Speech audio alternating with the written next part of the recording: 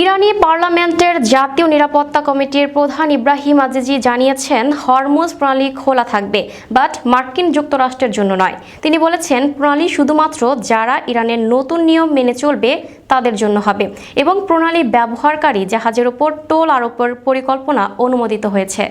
বিস্তারিত দেখুন প্রতিবেদনে।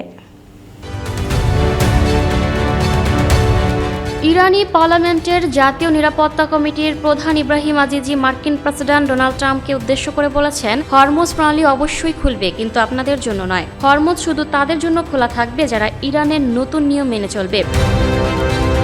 1979 সালের বিপ্লবের পর থেকে যে 47 বছরের আত্মীয়তা ছিল তা চিরদিনের জন্য শেষ এখন বলেও মন্তব্য করেন তিনি। আজিজি আরও বলেন, ট্রাম্প শেষ পর্যন্ত তার ইরানের শাসন ব্যবস্থা পরিবর্তনের স্বপ্ন পূরণ করেছেন, তবে এই পরিবর্তন কেবল এই পুরো অঞ্চলের সামুদ্রিক ব্যবস্থার ক্ষেত্রে এসেছে। এদিকে ইরানের জাতীয় নিরাপত্তা কমিটি হরমুজ প্রণালী দিয়ে চলাচলকারী জাহাজের ওপর টোল আরোপের একটি পরিকল্পনার অনুমোদন করেছে বলে জানিয়েছে ফার্স নিউজ এজেন্সি, সূত্র বিবিসি।